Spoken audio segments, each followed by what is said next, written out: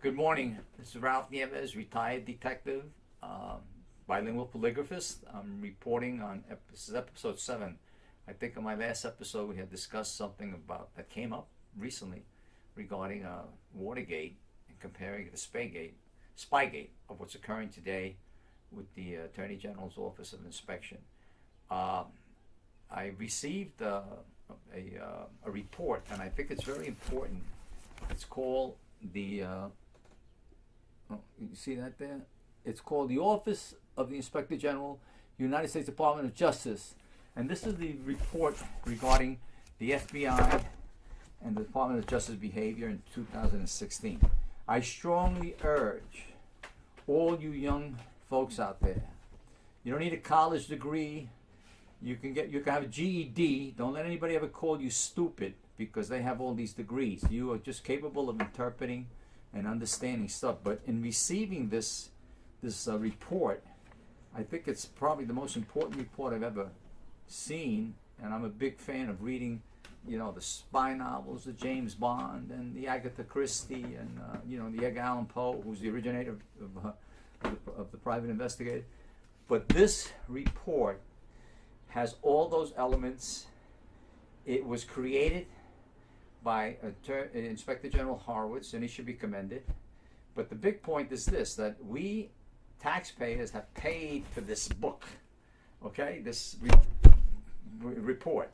And it's something that contains all the elements of every single novel or thing, other than the blowing up bombs and James Bond and stuff like that. But it's something that it should be a major concern to every single citizen in the United States.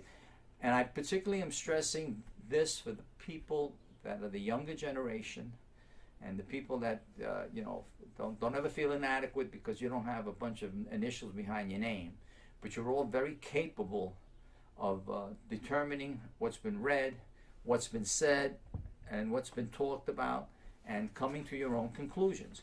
You don't need talking heads a la all the talking heads we have on TV, because all we got is a bunch of people that are talking heads, as Woody Allen said, and everybody's looking to become the next Walter Cronkite. There will never be another Walter Cronkite. The technology and the younger generation's brilliance in inventing all this stuff has made everything available to the public in general, so that you could read and understand stuff. Now, there are some technical things that you may need some help, like what came up upon the issue. Congressman Gowdy, I think, claimed that he never heard the word spy in his career in the Department of Justice. Well, that's because when you work for the Department of Justice, like I did in O'Dale, the Office of Drug Abuse Law Enforcement in '71, you use acronyms and initials that the general public doesn't use. But, for example, CI, confidential informant, I think we went over this before, CW, confidential witness, or cooperating witness. Now, these are just initials, but what these people do in layman's term is spy. Okay, they spy, they gather information, they go out there.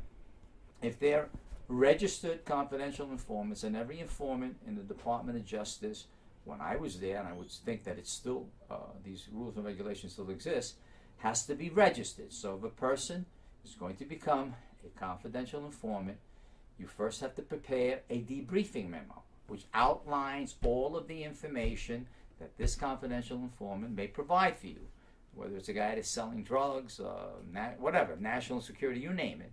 I'm sure they have a different name. The FBI calls it a 302, the DEA calls it a DEA 6, ATF may call it a 7, whatever.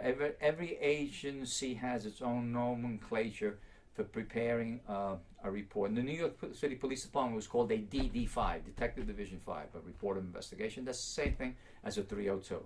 So these are different things that you, the general public, may not be aware of, but I'll be around and I'll be here to explain to all those that don't understand things like that. But I think I will be doing a critique of the Office of the Inspector General of the U.S. Department of Justice, Oversight, Integrity, Guidance, because I think it's very important.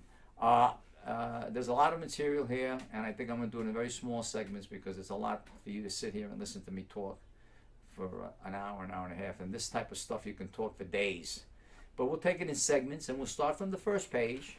And I'll just leave you with this. The first page is basically a summary of what the Inspector General did. I will say one thing when I leave, as I go off now, and the Inspector General's, it proves one thing: the Inspector General's office works, but the only thing is they have no teeth, they have no ability to indict and prosecute people, but they give a lot of opinions, and some of the conclusions they come to is subject to interpretation. You, the younger generation, the GED, the guy that could read a book, you don't need initials behind your name again, I hate to repeat it, but I will be glad to explain it all to you. Have a wonderful day.